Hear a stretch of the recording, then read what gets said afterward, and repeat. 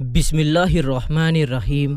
السلام علیکم میرے دوستو، آج کی اس ویڈیو میں ہم بتانے والے ہیں حضرت فاطمہ رضی اللہ تعالی عنہا کی وفات۔ حضرت فاطمہ رضی اللہ تعالی عنہا اللہ کے رسول صلی اللہ علیہ وسلم کو اپنے گھر والوں میں سب سے زیادہ پیاری تھی، کیونکہ ساری لڑکیوں میں حضرت فاطمہ ہی سب سے چھوٹی تھی۔ ایک بار حضرت عائشہ رضی اللہ تعالی عنہا سے کسی نے پوچھا کہ اللہ کے رسول کو سب سے زیادہ کس سے محبت تھی؟ جواب میں فرمایا فاطمہ سے۔ پوچھنے والے نے دوبارہ پوچھا کہ آدمیوں میں کون زیادہ محبوب تھا؟ جواب میں فرمایا کہ فاطمہ کا شوہر۔ جب اللہ کے رسول صلی اللہ علیہ وسلم کو رب کی اور سے تبلیغ کا حکم ہوا اور آپ نے اللہ کے حکم سے توحید کی دعوت دینا شروع کر دی، تو مکہ کے قریش آپ کے دشمن ہو گئے اور طرح طرح سے آپ کو ستانے لگے۔ آپ کی تکلیف سے آپ کی پاک بیوی حضرت خدیجہ رضی اللہ تعالی عنہا اور آپ کی اولاد سبھی کو تکلیف پہنچتی تھی۔ حضرت فاطمہ رضی اللہ تعالی عنہا اپنی کم عمری میں اپنے باپ کی ان تکلیفوں کو دیکھ کر بہت پریشان رہتی تھی۔ ایک بار اللہ کے رسول صلی اللہ علیہ وسلم نے کعبہ شریف کے قریب نماز کی نیت باندھ لی۔ وہیں قریش اپنی مجلسوں میں بیٹھے ہوئے تھے کہ ان میں سے ایک بدبخت نے مجلس میں حاضر لوگوں سے کہا کہ بولو، تم میں سے کون اس کام کو کر سکتا ہے کہ فلاں خاندان نے جو اونٹ ذبح کیا ہے اس کی اوجڑی اور خون لے آؤ، اور جب یہ محمد سجدے میں جائے تو ان کے کاندھوں پر رکھ دے۔ یہ سن کر ایک بدبخت آدمی اٹھا اور پھر اس نے یہ سب گندی چیزیں لا کر اللہ کے رسول صلی اللہ علیہ وسلم کے دونوں کاندھوں کے درمیان رکھ دی، اور آپ سجدے میں ہی رہ گئے۔ اوجڑی کے بوجھ کی وجہ سے آپ سجدے سے اٹھ نہ سکے۔ آپ کی یہ حالت دیکھ کر کافروں نے بے خود ہو کر ہنسنا شروع کر دیا، اور اتنا ہنسے کہ ہنسی کی وجہ سے ایک دوسرے پر گرنے لگے۔ کسی نے یہ حالت دیکھ کر حضرت فاطمہ رضی اللہ تعالی عنہا کو جا کر خبر دی کہ جاؤ دیکھو، تمہارے باپ کو کافر لوگ بہت زیادہ پریشان کر رہے ہیں۔ اس وقت حضرت فاطمہ کی عمر بہت کم تھی، لیکن خبر پا کر دوڑی چلی آئی اور سید عالم کے مبارک کاندھوں سے وہ گندگی اٹھا کر پھینک دی اور کافر لوگوں کو برا بھلا کہنے لگی۔ پھر جب اللہ کے رسول صلی اللہ علیہ وسلم نماز سے فارغ ہوئے تو آپ نے 3 بار ان کافروں کے لیے بد دعا فرمائی۔ حضرت فاطمہ رضی اللہ تعالی عنہا کا بچپن دین کے لیے تکلیف سہنے میں گزرا، یہاں تک کہ اللہ کے رسول صلی اللہ علیہ وسلم نے قریش کی تکلیفوں سے بچنے کے لیے مدینہ منورہ کو ہجرت فرمائی، اور پھر کچھ دنوں کے بعد حضرت فاطمہ نے بھی اپنی بڑی بہن حضرت ام کلثوم کے ساتھ مدینہ کی طرف ہجرت فرمائی، اور پھر ساری زندگی مدینہ میں ہی گزاری۔ ہجرت کے بعد سن 2 ہجری میں اللہ کے رسول صلی اللہ علیہ وسلم نے حضرت علی سے حضرت فاطمہ کا نکاح کر دیا۔ اس وقت حضرت فاطمہ کی عمر 15 سال تھی اور حضرت علی کی عمر 21 سال تھی۔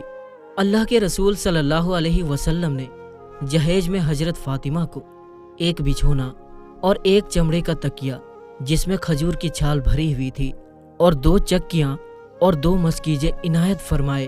رخصتی کے دن عشاء کی نماز سے پہلے اللہ کے رسول صلی اللہ علیہ وسلم نے حضرت فاطمہ کو حضرت ام ایمن کے ساتھ حضرت علی کے گھر بھیج دیا۔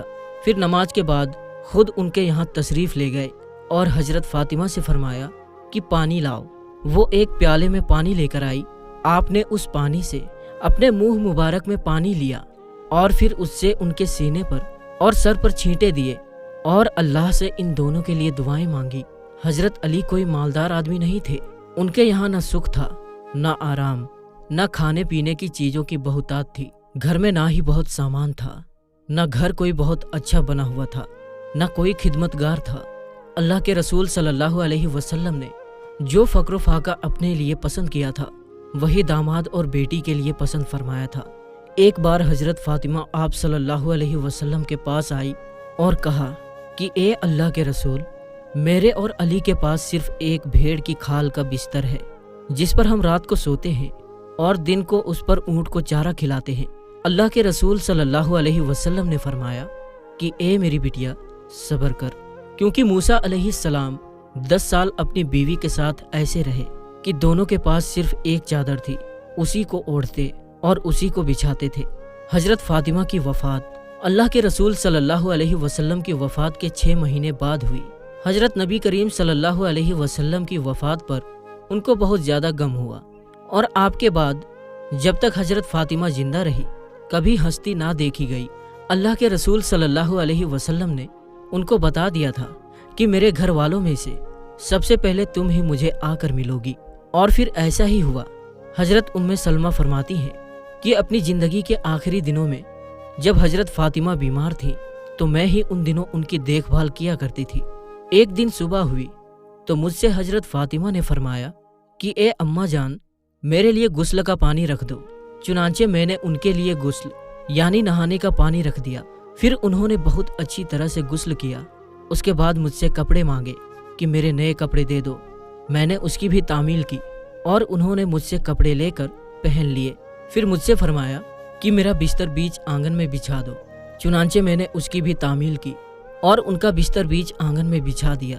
اس کے بعد وہ قبلہ رخ ہو کر اور اپنا ہاتھ گال کے نیچے رکھ کر لیٹ گئی اور مجھ سے فرمایا کہ اے ماں، اب میری جان جاتی ہے، میں نے غسل کر لیا ہے، اب مجھے دوبارہ غسل نہ دینا اور انہی کپڑوں میں دفن کر دینا۔ چنانچہ اسی وقت انتقال فرما گئی۔ حضرت علی اس وقت موجود نہ تھے، باہر سے تشریف لائے تو میں نے ان کو خبر کر دی۔ حضرت فاطمہ کی وفات کے بعد حضرت علی ان کی یاد میں بہت روتے تھے۔ جب تک حضرت فاطمہ زندہ رہی حضرت علی نے دوسرا نکاح نہیں کیا۔ جب ان کی وفات ہو گئی تو انہی کی وصیت کے مطابق ان کی بھانجی حضرت امامہ بنت زینب رضی اللہ تعالی عنہا سے نکاح فرمایا۔ حضرت فاطمہ رضی اللہ تعالی عنہا کے علاوہ اللہ کے رسول صلی اللہ علیہ وسلم کی تمام اولادوں کی آپ کی موجودگی ہی میں وفات ہو گئی تھی۔ پھر آپ کے بعد حضرت فاطمہ بھی جلد ہی آپ سے جا ملی۔